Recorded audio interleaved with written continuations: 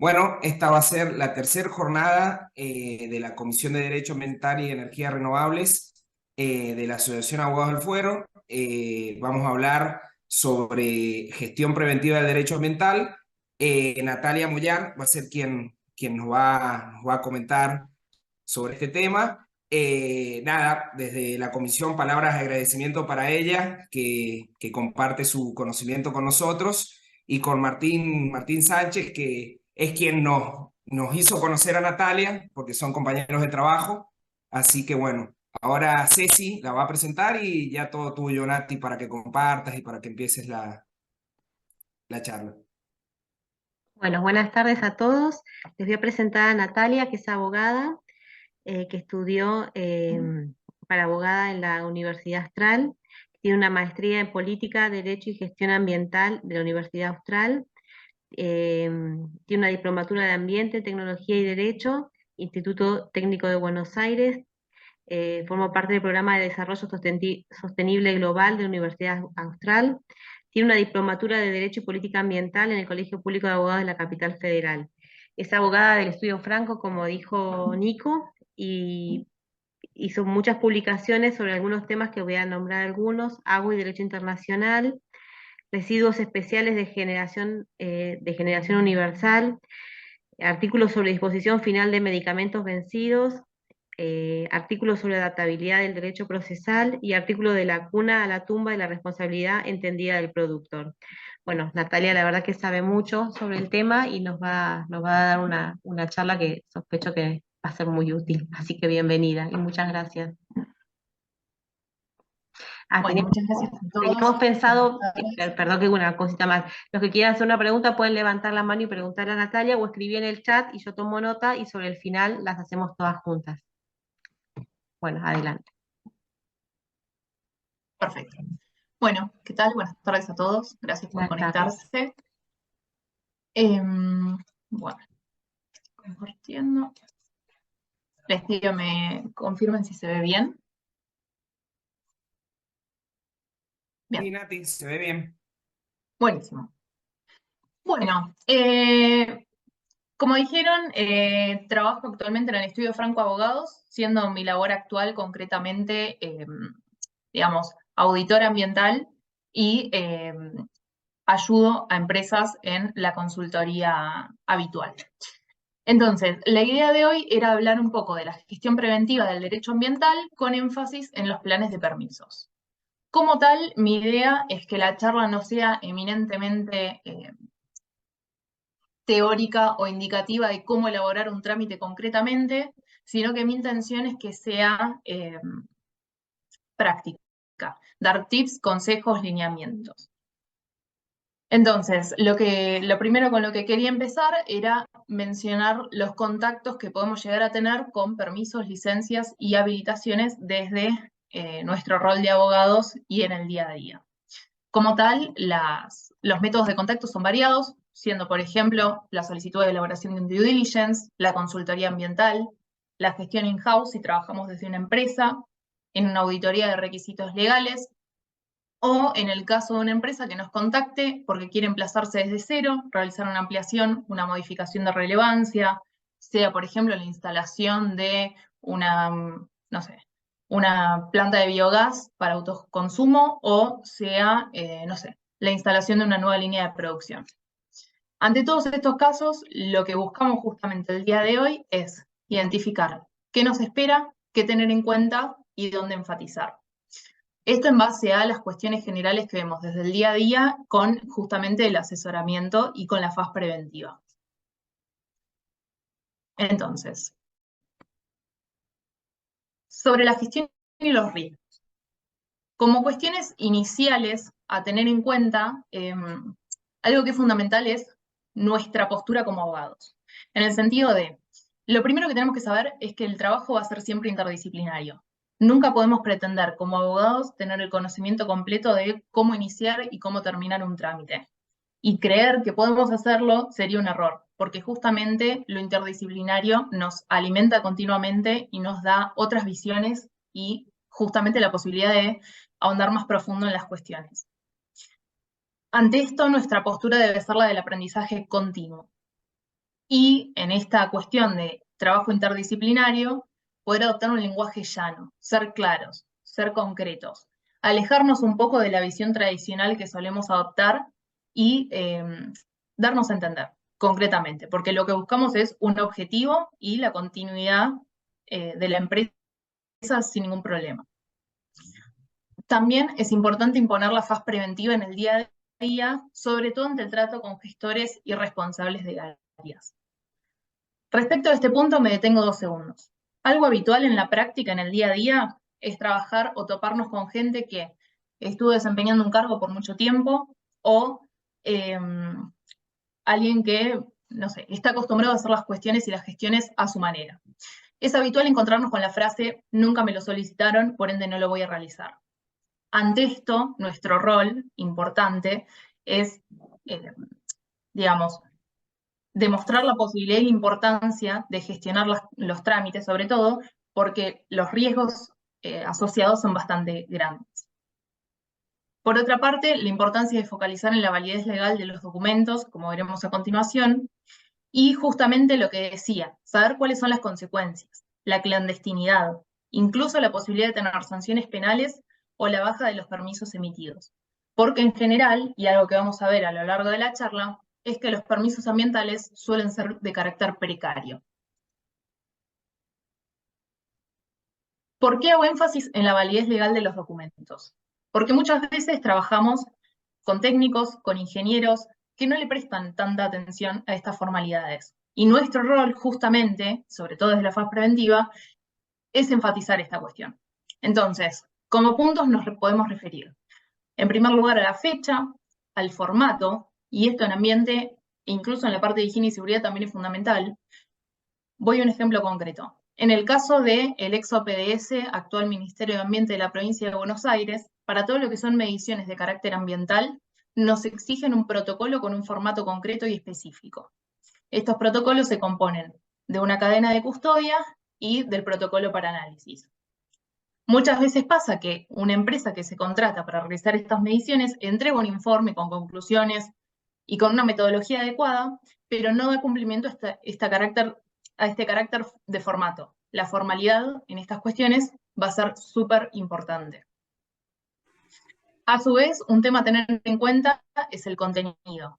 Sobre todo, por ejemplo, por normas como el ENRE, que recientemente modificó su régimen general, y hoy por hoy nos exige un contenido específico para nuestro plan de gestión de residuos, para nuestro sistema de gestión ambiental.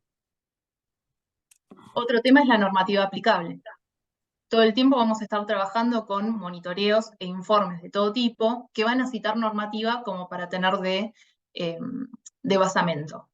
Muchas veces pasa que no se indica la normativa concreta o que la empresa que realiza la medición o estudio es de otra jurisdicción y analiza una normativa local en base a una norma de otra provincia. Bueno, esta es una cuestión a tener en cuenta, ya que técnicamente a nivel provincial no se estaría dando cumplimiento a un requisito concreto. Por otra parte, las calibraciones. Todo el tiempo vamos a ver documentos técnicos que van a integrar el día a día de la empresa y que como tal van a ser parte del cumplimiento y de cuestiones que se pueden solicitar en cualquier momento en juicio, ante reclamos, ante una solicitud de información pública ambiental. Entonces, tener en cuenta todo este tipo de detalles va a ser fundamental como método probatorio. Las calibraciones, entonces, son lo que determina la validez o que el equipo con el cual se realizó el muestreo está en condiciones de funcionamiento. Como tal, y este punto es importante, no hay una norma que regule qué antigüedad deben tener estas calibraciones, pero sí es fundamental porque se suele tomar un plazo genérico de 1 año o las recomendaciones del fabricante, ya que las calibraciones pueden demostrar que el equipo se encontraba funcionando correctamente al momento de la medición o monitoreo. Por otra parte, un tema fundamental son las cadenas de custodia. Las cadenas de custodia son aquellos documentos respaldatorios que nos indican cómo, cuándo, dónde y de qué forma se tomó una muestra. ¿Por qué es importante? Porque una cadena de custodia bien hecha es lo que me va a poder demostrar que una medición se tomó desde un pozo, por ejemplo, y no desde un dispenser de agua para consumo humano. Entonces, estos, si bien son detalles y muchas veces lo toman como hilar muy fino, es lo que nos da la diferencia, es lo que nos acredita que ese documento que tenemos realmente nos sirve como evidencia y como respaldo. A su vez, otro de los puntos a tener en cuenta es la metodología de análisis, que es la forma con la cual se realizó el monitoreo o el estudio de referencia y que es la que nos demuestra que para arribar a tal resultado se utilizó un método concreto y no otro. Y por último, pero no menos importante, la firma. Respecto de la firma me quiero detener 2 segundos, ya que hoy por hoy estamos con muchos casos de implementación de firma digital. Respecto de esto, tenemos como base la Ley Nacional 25.506, que nos dice, bueno, nos da la definición y nos da los requisitos de validez para los cuales ahora vamos a ingresar. Pero, ¿por qué lo destaco? Porque todo el tiempo estamos encontrándonos en la práctica con documentos que están firmados con una firma escaneada, simplemente. Y esos documentos nos los pueden llegar a presentar o querer presentar como documentos con validez legal. Ante eso, nuestro rol siempre va a ser adelantarnos y resaltar la importancia de tener una firma digital que concretamente se determine como firma digital. Frente a esto, lo que podemos decir, y dice la norma, es que no es simplemente una firma escaneada, sino que es un documento, es la aplicación a un documento digital de un procedimiento matemático que requiere información de exclusivo conocimiento del firmante que está bajo su absoluto control. Es decir, debe ser susceptible de verificación por terceras partes. No es simplemente un escaneo, es un procedimiento matemático, tiene una posibilidad de verificación. Implica que el firmante esté todo el tiempo atento a cuáles son las modificaciones del documento. Ante eso, el artículo 9 de la norma nos determina cuáles son los requisitos concretos de validez. Si bien no es la intención de esta charla hacer énfasis en estos puntos, me parece fundamental para poder aclarar cuáles son aquellos temas sobre los cuales tenemos que enfatizar al momento del día a día, la gestión y el asesoramiento a las empresas. Ahora sí, entrando concretamente al tema de permisología, licencias, habilitaciones, mi intención es tocar los principales temas del derecho ambiental que nos van a ser clave al momento de asesorar. En primer lugar, tenemos la protección general del ambiente. ¿Y por qué me detengo en este punto? Si bien mi intención no es hablar teóricamente, sí me parece importante resaltar cuestiones clave. Entonces, en la Constitución Nacional, lo primero que vamos a mencionar son los artículos 41, 43 y 124. Para el tema que nos compete hoy, el artículo 124 es sumamente importante. ¿Por qué? Porque más allá de la protección del derecho ambiental, la inclusión de la cláusula ambiental en nuestra Constitución y la obligatoriedad en todo el país de tener en cuenta esta protección, lo que nos determina el artículo 124 es que le corresponde a las provincias el dominio originario de los recursos naturales existentes en su territorio. Y si bien es una cláusula que en principio puede parecer genérica, al momento de la práctica es clave. Y les digo por qué.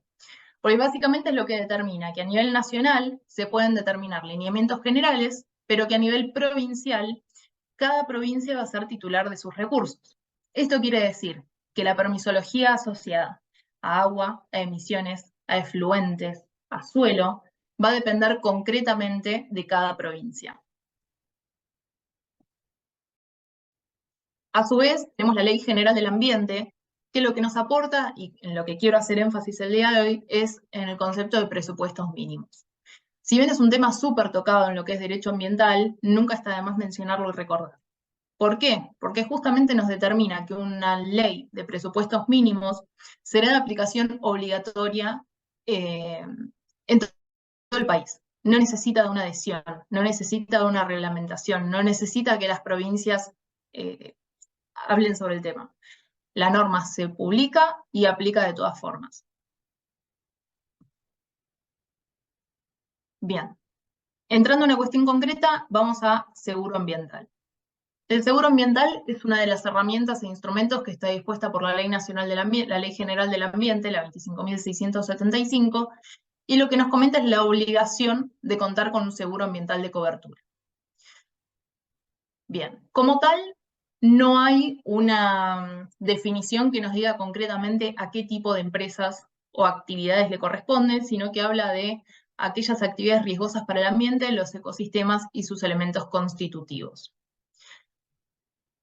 Como tal, la norma general es que el seguro ambiental se debe emitir asegurando a la autoridad ambiental de la jurisdicción y a partir del año pasado y por la resolución 338 también deben ser extendidas asegurando o colocando como beneficiario al Ministerio de Ambiente de Nación. ¿Cómo determinar entonces que el seguro ambiental me corresponde o no? Bueno, tenemos que realizar el cálculo a nivel de complejidad ambiental, que se puede hacer de dos formas. Una es preventiva, internamente por parte de la empresa y en base a la normativa aplicable, que nos va dando distintos parámetros para llegar a un valor. Y la otra es directamente con las aseguradoras, que nos proveen de un formulario que automáticamente calcula el número. Lo que hace el cálculo a nivel de complejidad ambiental, concretamente, es determinar cuáles son los posibles riesgos del establecimiento para su actividad y en base a eso asignar un valor. Si ese valor es igual o superior a 14,5 puntos, la obligación de contratar una póliza ya se torna concreta. Como tal, se supone que toda empresa con un nivel de complejidad ambiental inferior a 14,5 puntos queda excluida del requisito de contratar un seguro ambiental. Ahora bien, siempre debe tenerse presente que por razones sitio-específicas podría llegar a aplicar, de todas formas. Con lo cual, nunca está de más preguntar, asesorarse y verificar los riesgos asociados a la actividad y a la empresa. Pasando a otro tema, tenemos las molestias vecinales. Y este tema siempre me parece importante detenernos, ya que nos puede llegar de cualquier lado, en todo momento y en todo lugar. ¿Por qué? Porque las molestias vecinales están asociadas a las inmisiones, las llamadas inmisiones en el Código Civil y Comercial de la Nación, por ende también aplicable a todas las provincias, a todas las jurisdicciones. Este tema es importante, si bien no es un permiso concretamente, pero es fundamental por el hecho de que nos habla de todo aquello que exceda la normal tolerancia. Y puede ser desde humo, calor, olores, luminosidad, ruidos, vibraciones. Bien, bueno, las molestias vecinales son un tema clave, porque como decía, pueden ser por un vecino, puede ser por un grupo de vecinos, y puede ser por los motivos más amplios posibles. Lo más habitual es verlo asociado a ruidos o vibraciones, pero nunca hay que perder de vista cuáles son los posibles riesgos de la actividad. En la práctica nos ha pasado, por ejemplo, verificar una empresa que al momento de realizar las paradas de planta generaba un nivel de vibraciones que podía llegar a afectar a un pueblo vecino. A raíz de esto es que los vecinos hicieron un reclamo que terminó en una demanda y por ende la empresa tuvo que realizar mediciones de vibraciones concretamente para verificar afectación o no a estos terceros. Entonces, este es un buen ejemplo de cómo verificar concretamente los riesgos asociados a la actividad me va a permitir tomar un paso extra, hacer una medición para tener como línea de base y poder acreditar ante terceros para tener y acreditar en caso de un reclamo, una molestia, una queja. Ante esto hago también una aclaración. Como abogados y como asesores de empresas, un punto clave va a ser siempre proveer a la empresa o instar a la empresa a que cuente con un buen procedimiento de recepción de reclamos, de quejas. Porque esto va a ser la posibilidad de decir, bueno, contamos con este canal, nos interesa, y también es la posibilidad de adelantarse a todo aquello que nos puedan solicitar. Entrando concretamente ahora sí a lo que es permisología, nos detenemos en primer lugar en lo que es usos del agua, abastecimiento del recurso. Bien, la posibilidad de tratar cada tipo de trámite de cada provincia en cada lugar era bastante compleja, con lo cual lo que me pareció clave es dar lineamientos generales y datos a tener en cuenta respecto de este tipo de trámites, qué tener en cuenta, cómo asesorar y qué es lo que nos podemos llegar a encontrar en el día a día. Entonces, lo primero que hay que saber es que, como decíamos antes, la normativa va a ser inminentemente de carácter provincial, justamente por el dominio originario de los recursos por parte de las provincias.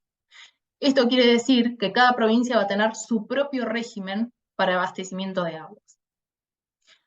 El primer paso que tenemos que realizar como asesores o ante una consulta o en el caso de una verificación de un due diligence es saber cómo es el abastecimiento de ese recurso. ¿Tenemos un pozo? ¿Nos abastecemos de un curso de agua superficial? ¿Es simplemente agua de red o toda el agua consumida es por bidones? Esto es fundamental porque ya con esto sabemos que para el caso de pozo y un curso de agua superficial vamos a tener algún permiso asociado. El permiso y la denominación del permiso puede cambiar y variar según la jurisdicción. A veces se lo llama concesión, a veces se lo llama prefactibilidad y permiso definitivo. Y bueno, si bien cambia la denominación y cómo es el trámite en cada jurisdicción, lo importante es saber todo aquello que trae asociado. Como tal, siempre va a haber un permiso concreto y en ese permiso va a estar todo aquello que la jurisdicción determina como condicionante. Los condicionantes son aquellos requisitos que son fundamentales para mantener la vigencia del permiso, porque como decíamos antes, los permisos para este tipo de recursos son de carácter precario. Es decir, en caso de no acreditar el cumplimiento de lo solicitado, se pueden cancelar en cualquier momento y lugar, lo cual implicaría que la empresa de un día para otro no pudiera abastecerse. Entonces, sabemos que tenemos el permiso, sabemos que tenemos los condicionantes, y una buena lectura de los condicionantes va a ser siempre fundamental. Acá destaco que en esta charla no vamos a andar en lo que es el procedimiento administrativo de evaluación de impacto ambiental, ya que es un tema en sí mismo y podría llevar horas, pero sí saber y tener presente que es de los permisos más importantes en todas las jurisdicciones. También saber que es de carácter obligatorio, también saber que aplica más allá de que no haya una norma concreta en la provincia que regule este procedimiento, sobre todo porque está previsto en la Ley Nacional, la Ley General del Ambiente 25675, por ende es de presupuestos mínimos y por ende no necesita una adhesión provincial. Y justamente saber que los condicionantes de ese permiso van a ser más que importantes. Entonces, como abogados, la buena lectura de los condicionantes y de cada uno de los permisos asociados a la empresa va a ser fundamental. Entre los condicionantes para el permiso de agua, el más habitual es un límite que puede ser diario, mensual o anual de extracción del recurso. Con lo cual, la forma de acreditar que estamos dando cumplimiento a ese condicionante es con un caudalímetro. Y un caudalímetro que esté calibrado, volviendo a lo que veíamos entre los requisitos de validez legal de los documentos. También tener en cuenta las mediciones que nos requiere el permiso, ya que en algunos casos nos puede indicar la medición de freatímetros o no. La medición de freatímetros es una medición que se hace para verificar la disponibilidad del recurso, verificar que no estemos afectando el pozo más allá de lo que nos puede permitir consumir. Y también saber que vamos a tener un canon asociado, en la mayoría de los casos, no todos, junto con la imposición de monitoreos. Los monitoreos para lo que es agua de consumo suelen ser físico-químico y bacteriológico. Acá, en caso de que la autoridad no lo indique, el análisis físico-químico siempre va a ser de carácter anual y el bacteriológico de carácter semestral. Lo que verifican es justamente la presencia o ausencia de bacterias y de las condiciones del recurso. Y acá, si bien no es parte de los permisos, me parece fundamental lo que es la emergencia hídrica. Más que nada porque gran parte de las provincias de nuestro país encontró, o según la época del año, se encontrará en carácter de emergencia hídrica, con lo cual nunca está de más recomendar y asesorar a la empresa respecto de KPIs internos, por ejemplo, de reducción del consumo del recurso. Todo lo que sea prevención. Todo lo que sea prevención va a ser fundamental. Bien. Pasando a otro tema, efluentes líquidos. Si bien también nos referimos a agua, acá nos referimos al tema del vuelco. Al igual que para agua para consumo o para el proceso, estamos ante normativa eminentemente de carácter provincial. Por lo mismo que veíamos antes, el dominio originario de los recursos. A la vez que para lo que es el abastecimiento, también debemos averiguar cómo es el vuelco. ¿Es un vuelco que se hace a la red? ¿Es un vuelco que se hace en un pozo absorbente y luego se retira por un camión cisterna? ¿Va a un curso de agua? ¿Va para riego? ¿Se reusa en el proceso? Acá lo fundamental va a ser, bueno, cuando sabemos que es para curso de agua o incluso para riego, muchas provincias emiten un permiso. Nuevamente, todo lo que sea permisos va a tener un canon asociado, monitoreos y, bueno, ahí saber que los monitoreos van a variar según la provincia. En este caso es más habitual encontrar normativa concreta de cada jurisdicción solicitando analitos distintos. En el caso de que sea a un pozo absorbente y el retiro final sea un camión cisterna, no nos interesa detenernos en que el retiro se realiza de esta manera. Una gestión responsable y adecuada nos implica verificar también a los terceros y a los contratistas para evitar responsabilidad de carácter solidario. Con lo cual, en este punto deberíamos verificar si el camión cisterna cuenta con las habilitaciones correspondientes y el punto final de vuelco que esté habilitado y que sea en un sitio concreto y adecuado. Bien.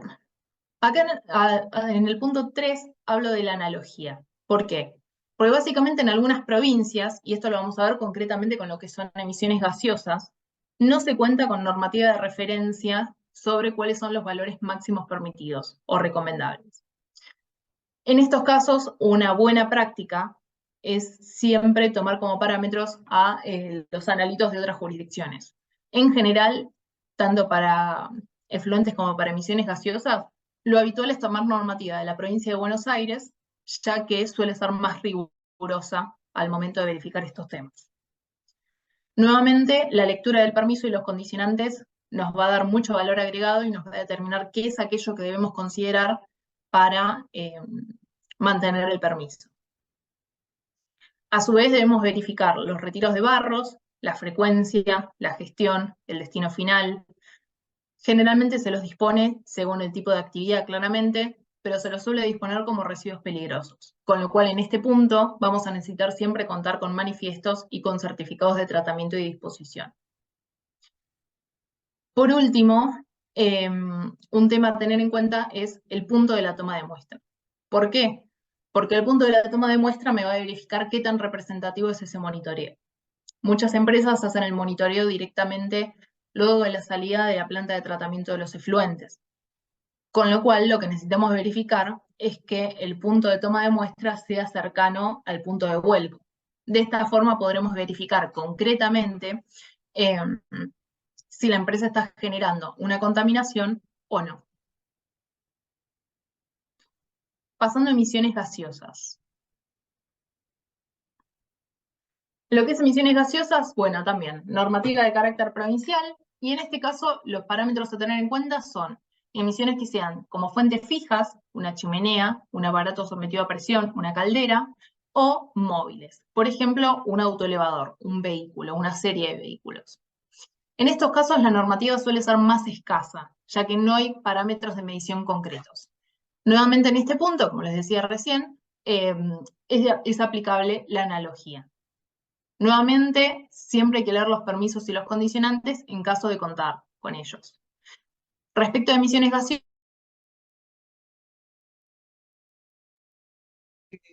Espera que te tenés que autorizar para hablar. Ahí está. ahí está, ¿se escucha? Sí, ahí está, ahí se escucha, Nati. Perfecto. Ahí está. Bueno. Bueno, decía, leer permiso, los condicionantes en caso de haberlos y el pago de tasa en caso de haberla. Respecto a emisiones gaseosas, es un permiso que no suele estar en todas las jurisdicciones, con lo cual hacer un buen monitoreo de calidad de aire, por ejemplo, para verificar la afectación a terceros, va a ser fundamental. Ahí, solamente como detalle, la distinción entre una medición de emisiones, sea por fuentes fijas o móviles, versus la medición de calidad de aire. La diferencia fundamental es que fuentes fijas o fuentes móviles se mide sobre el punto de emisión versus calidad de aire, que lo que hace es verificar el monitoreo que puede afectar a terceros. justamente lo que queremos evitar con una buena medición de calidad de aire es evitar la contaminación.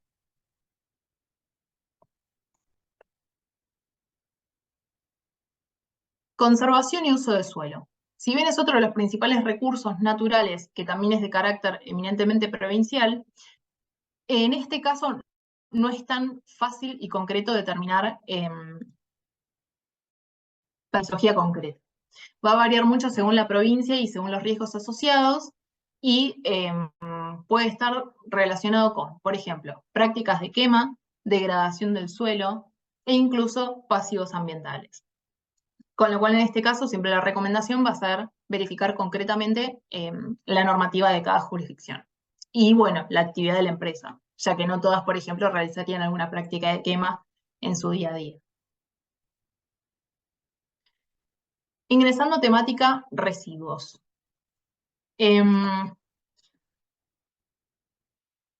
lo que es residuos, la verificación y la clasificación habitual es entre industriales de carácter especial o peligroso, o no especial o justamente no peligroso.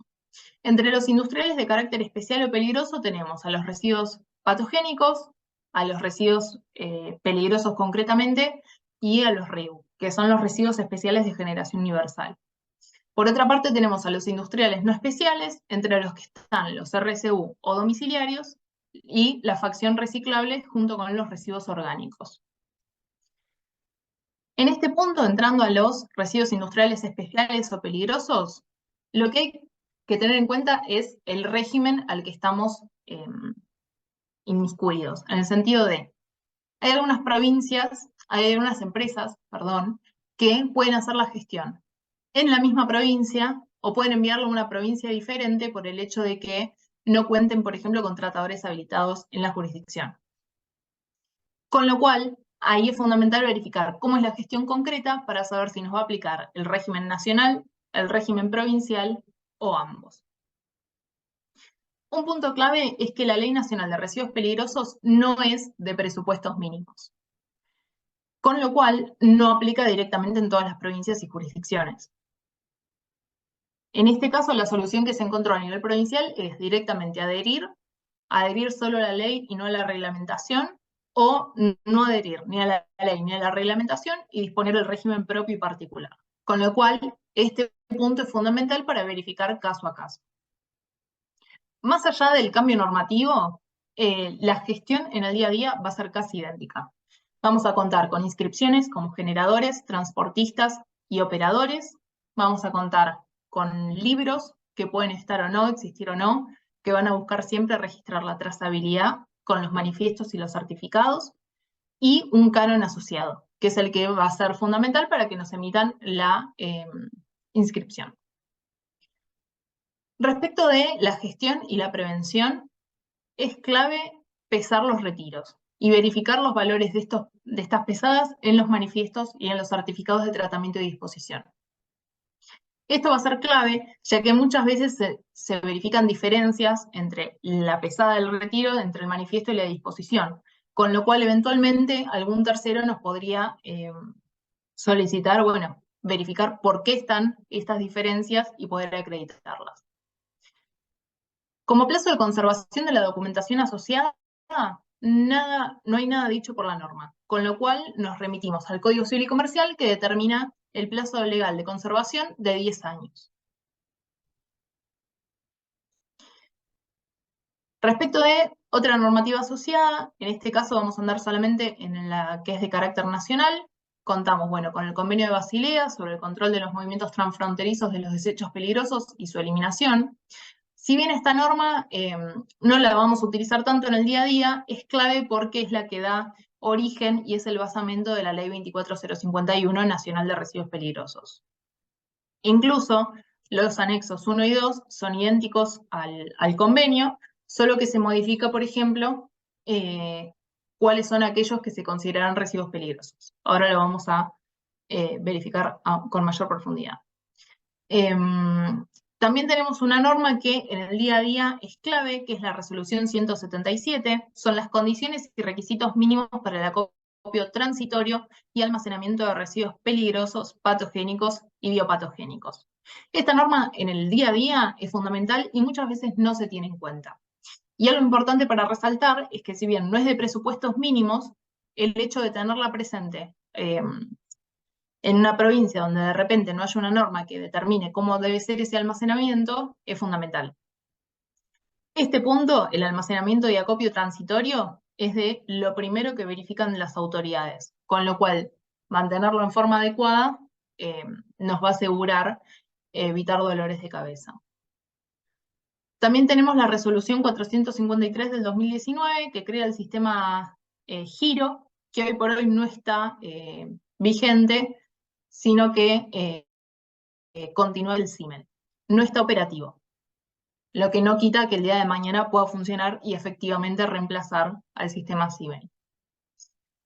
Hablábamos recién respecto del convenio de Basilea versus la ley 24051 de residuos peligrosos. ¿Cuál es la diferencia? Bueno, lo fundamental es que al momento de incorporar los lineamientos de Basilea a la normativa nacional, se cambió la forma de redactar la inclusión de los anexos. Esto quiere decir que en Basilea un residuo se va a considerar peligroso cuando tenga características del anexo 1 y del anexo 2, con lo cual deben corroborarse dos supuestos, anexo 1 y anexo 2. En la Ley Nacional 24051, lo que dice la norma es que serán considerados peligrosos los residuos del anexo 1 o los del anexo 2. Con lo cual, con contar con cualquiera de estas características, ya consideraremos un residuo como residuo peligroso. Concretamente, el ámbito de aplicación de la norma sería para aquellos residuos generados o ubicados en lugares sometidos a jurisdicción nacional, una universidad nacional, por ejemplo, aquellos que estén ubicados en territorio de una provincia estuvieran destinados al transporte fuera de ella, lo que decíamos recién, una empresa que gestiona sus residuos, no sé, genera sus residuos en Córdoba y los dispone en provincia de Buenos Aires. Y por último, cuando a criterio de la autoridad de aplicación, estos residuos pudieron afectar a las personas o al ambiente más allá de la frontera de la provincia en que se hubieran generado. Nuevamente, ámbito preventivo. Otra corriente de residuos son los patogénicos, que como tal en la gestión y en el día a día van a ser idénticos a los residuos peligrosos en cuanto a inscripción y trazabilidad, es decir, inscripción como generadores, transportistas, operadores y trazabilidad, es decir, contar con manifiestos, certificados de tratamiento y de disposición final. Nuevamente es de aplicación la resolución 177, que nos habla del almacenamiento transitorio, y contamos en este caso con la resolución 1792 del 2014, que son las directrices para la señalización de la gestión interna de los residuos patológicos para el servicio médico interno. Un punto que es clave es que no importa la cantidad generada para considerarse generador. En el día a día recibimos consultas todo el tiempo respecto de cuál es este valor de corte, a partir de cuándo me considero generador. La norma no da ningún parámetro, con lo cual, al generar 1 kilo de residuos al mes, al año, aplicaría de todas formas. Otra corriente de residuos que no está tan desarrollada de repente son los residuos especiales de generación universal. Respecto a ellos, tenemos un listado que nos provee la resolución 522 del 2016, nos indica que los REUS son desde aceites hasta RAEs hasta medicamentos. Es decir, los REUS son una categoría súper amplia y por el momento no cuentan con una norma concreta que regule su implementación, sino que por ahora la resolución que tenemos de carácter nacional está referida al manejo sustentable de los mismos y es puramente gubernativa, con lo cual requiere o requerirá normas para su implementación. Por el momento solo contamos entonces con la definición, con los objetivos y con los lineamientos. En el día a día, en la gestión, los vamos a ver muchas veces con la gestión de los neumáticos, con la gestión de los residuos de aparatos eléctricos y electrónicos, para los cuales en algunas provincias, como por ejemplo Buenos Aires, hay operadores habilitados concretos, por ejemplo, los gestores refuncionalizadores. Y bueno, se puede dar una trazabilidad concreta, una gestión concreta y unos operadores específicos. Con lo cual, lo clave respecto de reuse a nivel nacional, tenemos la definición, pero en el día a día y a nivel provincial no solemos tener y encontrarnos con normativa concreta sobre su gestión. Es más caso a caso. Entrando a lo que son los residuos sólidos, bueno, lo primero a saber es que es el ámbito donde mayor intervención tienen los municipios. En general, los municipios no tienen tanta potestad regulatoria, pero respecto de los RCU suelen tener directamente los rellenos de seguridad y, bueno, por ende son los encargos de su gestión. Como tal, el régimen va a ser muy similar en todas las jurisdicciones, salvo, por ejemplo, Provincia de Buenos Aires, que tiene gran cantidad de registros. Provincia de Buenos Aires va a solicitar manifiestos y certificados para todas las corrientes de residuos, incluso los reciclables, y para los reciclables tiene también un registro concreto y puntual y propio, que son las tecnologías para destinos sustentables. Entonces, normativa aplicable a nivel nacional, la ley 25.916, que esta sí es de presupuestos mínimos y establece justamente las pautas de carácter general para todo el país. Esta norma está reglamentada por el decreto 779 del 2022, súper reciente, publicado en octubre y noviembre del año pasado, y que, entre otras cuestiones, aprueba el Código Armonizado de Colores para identificación, clasificación y segregación de residuos domiciliarios. Siendo proveniente y asociado a una ley nacional de presupuestos mínimos, es muy probable que en cualquier momento las autoridades comiencen a requerir como requisito obligatorio justamente la adopción de estos colores para lo que es gestión y segregación de residuos domiciliarios. Por otra parte, tenemos normas que regulan la importación de residuos o desechos, los lineamientos tendientes a lograr el manejo racional de los plásticos en su ciclo de vida y la guía de buenas prácticas para gestión de residuos en oficinas. Como tal, lo que tenemos que saber de residuos sólidos urbanos o RCU es determinar las facciones que van a disposición final o los húmedos, los reciclables y los orgánicos. Respecto de los orgánicos, la gestión adecuada es compost o muchas empresas que se dedican a elaborar compost y pueden recibir compost de empresas que lo generen. Respecto de la facción reciclable y de la facción húmeda, lo que va a ser importante es tener siempre la trazabilidad. Nuevamente, nuestro rol es asegurar la evidencia, con lo cual, si yo lo envío a una cooperativa para su gestión adecuada, no me alcanza con enviarlo y ya o con contar con un remito. El remito debe tener fecha, firma, debe indicar la cantidad, debe indicar también cuál es el destino final que se le dará a estos residuos.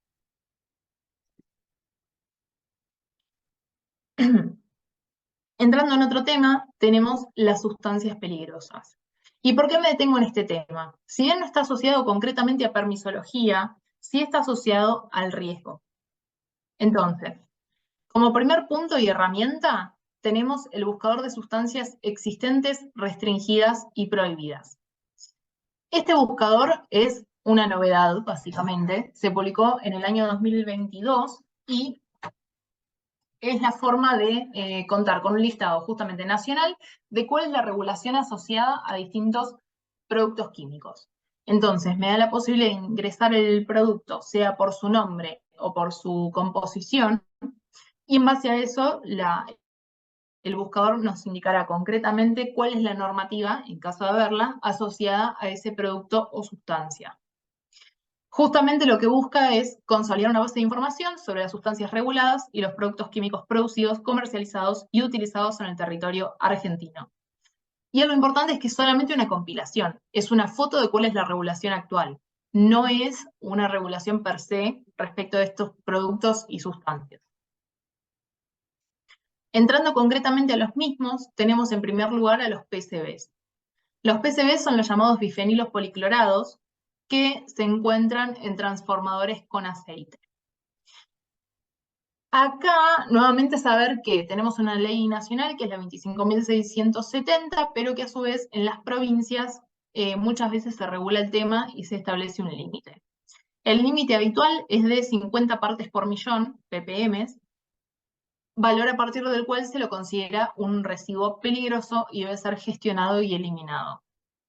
En caso de contar con transformadores con PCBs que estén justamente contaminados, muchas veces sucede que no hay operadores habilitados en la jurisdicción o en el país, por lo que muchas veces es un riesgo que se debe gestionar en otros países, con todos los costos asociados. Este punto es fundamental, sobre todo porque en caso de determinar existencia de los mismos a partir de los 50 ppm que mencionamos, inmediatamente se tiene que proceder a su descontaminación y disposición. Otro punto fundamental son las sustancias agotadoras de la capa de ozono. Este tipo de normativa se está teniendo cada vez más en cuenta, sobre todo con normativa internacional, acuerdos internacionales, Protocolo de París, entre otros. Básicamente nos determina las sustancias que agotan la capa de ozono y nos habla de compuestos químicos que están relacionados con el Protocolo de Montreal. Como tal, la normativa se centra en importaciones de este tipo de sustancias y como tal en la práctica las vamos a encontrar en todos aquellos equipos de refrigeración, incluso aires acondicionados. En este caso no contamos con una gestión concreta en caso de dar con los mismos, sino que lo que se busca es su reducción y primeramente su medición. Otro tipo de producto y sustancia a tener en cuenta son los COPS, los contaminantes orgánicos persistentes. Estos últimos dos puntos, SAOS y COPS, están asociados a los gases de efecto invernadero. Y básicamente los COPS, están en el marco del Convenio de Estocolmo. Las sustancias reguladas, están indicadas en la filmina, y lo que se establece es la prohibición de producción, importación, formulación, comercio y uso. Con lo cual es un punto a considerar y un riesgo.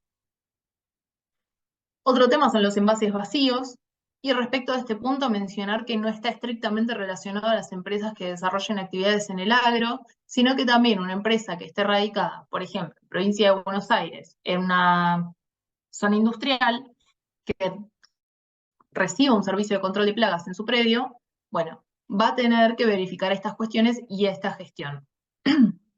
Fundamentalmente, la norma que regula el tema es la ley 27.279, que es nuevamente de carácter de presupuestos mínimos. ¿Y por qué es importante tener siempre presente este punto? Porque justamente el régimen de responsabilidad es extendida y compartida. Es el deber de cada uno de los registrantes de responsabilizarse por la gestión integral y su financiamiento. Y esto se extiende a todos los eslabones de la cadena de gestión. Con lo cual, nunca está de más consultarle a las empresas y a los proveedores cómo es la gestión de los envases vacíos que realizan. Una autoridad que menciono, ya que muchas empresas utilizan sustancias químicas y muchas veces no se verifica la inclusión o no de estas sustancias en el contralor del REMPRE. El REMPRE es el Registro Nacional de Precursores Químicos y es un organismo que prevé la lucha contra la drogadicción y el narcotráfico. Con lo cual, va a regular y comprender a todas aquellas sustancias que sean consideradas justamente precursores químicos. Es decir, productos que pueden servir para la elaboración de narcóticos. Entonces, ¿qué implica este organismo? La inscripción al registro y la presentación de informes de carácter trimestral o anual según el tipo de empresa. Este organismo es súper importante tener en cuenta, ya que de no gestionarse podría tener incluso sanciones de tipo penal y asociado a los directores de las empresas. Con lo cual, en la práctica es habitual que no se tenga presente, pero es más que importante considerarlo. Además de la inscripción, la reinscripción y la presentación de informes que acrediten la trazabilidad de los productos, algo importante va a ser el control de proveedores y la gestión. No nos alcanza con tener nuestros trámites al día, sino que también tenemos que verificar que los trámites de los terceros estén vigentes, ya que si compro o adquiero una sustancia que es considerada precursor químico de un tercero que no está registrado, puedo incurrir en responsabilidad por no haber tenido la diligencia de verificar este punto. Por último, pero no menos importante, me parecía importante mencionar las leyes psicosociales. Hoy por hoy, como tal, están reguladas a nivel estatal público, no a nivel empresarial, pero sí es importante considerarlo y adoptarlo. A estas normas se suman, otras relacionadas con cupos. Esto es habitual en empresas mineras y petroleras, para las cuales se solicita un cupo de trabajadores de la provincia, por ejemplo, o un cupo femenino, en muchos casos. Lo que se debe considerar es un porcentaje local contratado habitualmente. Respecto a las leyes psicosociales, tenemos en primer lugar la Ley de Violencia Laboral 13.168, lo que hace es prohibir el maltrato laboral. La Ley Micaela establece la capacitación obligatoria en género y violencia de género para todas las personas que se desempeñen en la función pública. La Ley Yolanda, que es la que garantiza la formación integral en ambiente con perspectiva de desarrollo sostenible y énfasis en cambio climático.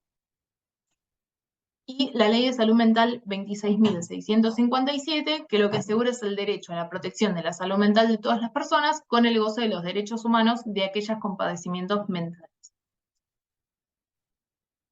También tenemos la Ley de Protección a Discapacitados, que determina la obligación por parte del Estado de asegurar a las personas con discapacidad su derecho a trabajar.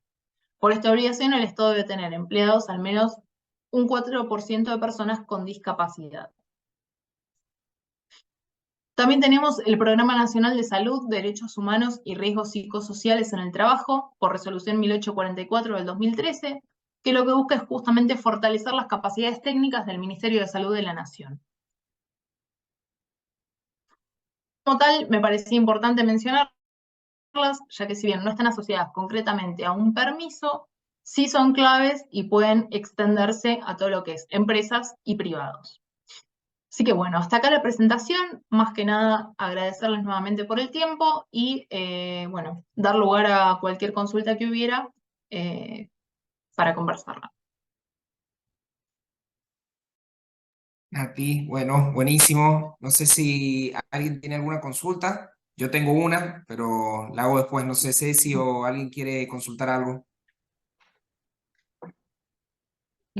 Yo también tengo una consulta que me pareció novedoso y desconocía de lo que comentaste en un momento, de la posibilidad de los municipios y de algunas empresas de hacer compost que trasladan para que otras. ¿Cómo es eso? Eso me quedó, no te quise interrumpir, pero me pareció muy interesante y desconocía que se hacía, que estaba ese mecanismo. Sí, como tal el tema compost este año estuvo, digamos, muy regulado. En primer lugar, lo que se dispone es, bueno, hoy por hoy no es una obligación de carácter legal, pero siempre es una recomendación. Entonces, lo primero que debe hacer una empresa es realizar el compost en su predio. En caso de no disponer del sector o el tiempo o la gestión para hacerlo, hay muchas empresas que se dedican justamente a esto, a la elaboración de compost. Con lo cual, reciben en carácter de donación estos residuos orgánicos y ellos gestionan directamente el compost, que después lo verifican y analizan y comercializan con terceros, a escuelas y demás.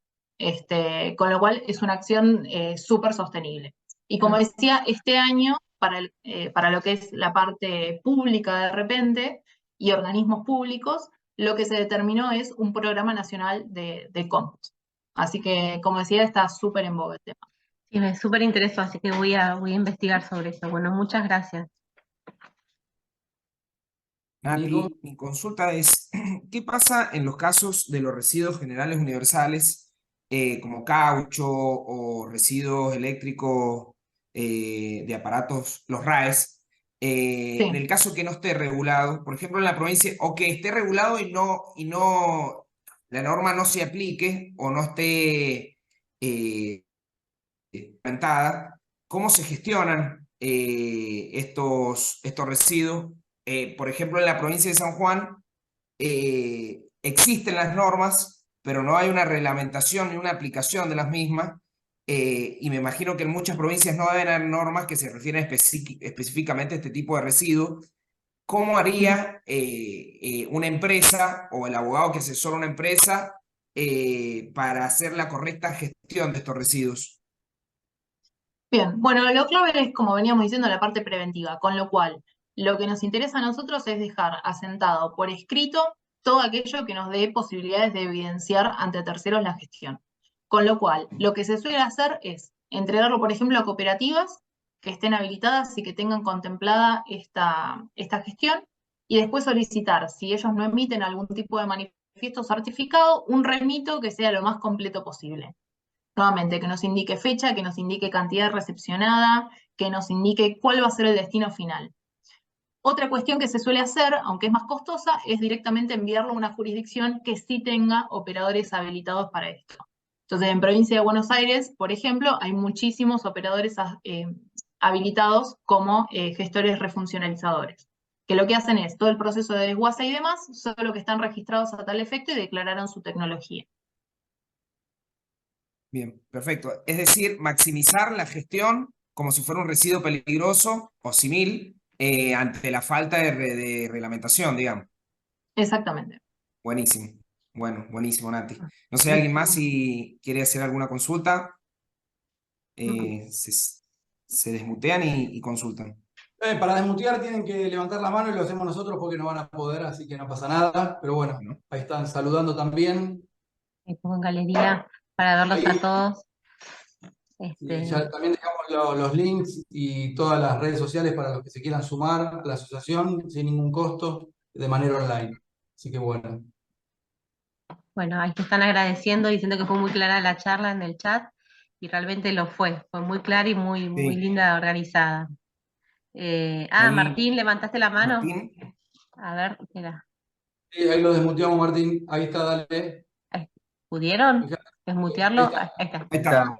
Hola. Bueno, nada, primero que nada agradecerte, Nati, la verdad que fue súper claro. Y mi pregunta va más relacionada a lo que dijo Ceci recién respecto al compost, y se me ocurría qué pasa con esos residuos que son adquiridos de forma de donación. ¿También tiene que emitirse un manifiesto, tiene que dar registro? Por ejemplo, me imagino, no sé, pallets y ese tipo de residuos. Que se puedan usar para otras cosas. Claro, bueno, ahí va a depender de la jurisdicción, por ejemplo, y del tipo de empresa que estemos hablando, pero en general la idea siempre es la misma, tener todo lo que es la trazabilidad. Eh, y bueno, justamente esto, poder acreditar ante terceros la gestión responsable, digamos, de los mismos. Muchas veces lo que pasa es que este tipo de residuos termina en la informalidad, con lo cual todo aquello que podamos generar y buscar como evidencia concreta va a ser clave para poder acreditar ante terceros. Ahí respecto del compost, concretamente, en caso de donarlo a terceros, siempre es importante realizar verificaciones de la composición del mismo para evitar cualquier tipo de perjuicio a terceros. Un poco lo mismo, la prevención nunca está de más. Bueno, muy claro, muchas gracias. Te siguen llegando agradecimientos en el chat, Sí. quedamos todos muy conformes. ¿Alguna otra pregunta? ¿Alguien más tiene alguna pregunta? Bueno, no. Bueno, Nati, Ya tienen muchísimas la próxima gracias. jornada Ha ustedes, sido chicos. muy clarificador. Perdón, Eh, ¿saben cuándo es la próxima jornada de medio ambiente? ¿Tienen? la próxima jornada es el último viernes De de octubre. octubre. Bien. Es posible que haya algún cambio, pero es el 28, no, el 27. La habíamos agendado el 27 de octubre. Tal vez haya algún cambio, pero bueno, en principio es esa la fecha. Perfecto, sí, ya pasamos los avisos para que la gente ya lo vaya teniendo. Igual, bueno, va a salir publicado en todos lados. Bueno, buenísimo. Bueno, bárbaro. Bueno, muchas gracias Natalia otra vez, y bueno, te esperamos cuando quieras participar en alguna charla con nosotros. Gracias a ustedes. Bueno, Bueno, hasta luego a muchas todos. gracias. Gusto. Gracias a Bien, todos. Natalia, muchas gracias a los participantes. Hasta la próxima. Gracias, Facu. Hasta la próxima. Hasta ¿Estás grabando vos, Nico? Yo. No, no, nada más. Yo. Bien. Bueno, nos vemos. Chao, Bueno, hasta Facu. luego. Chao, Ceci. Chao, nos vemos.